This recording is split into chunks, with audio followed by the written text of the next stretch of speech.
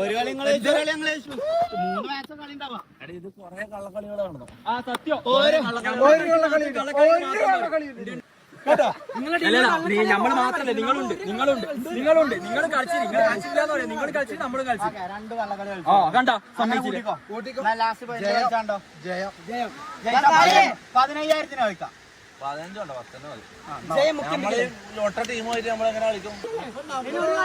ഒരു കളി അറിയാത്ത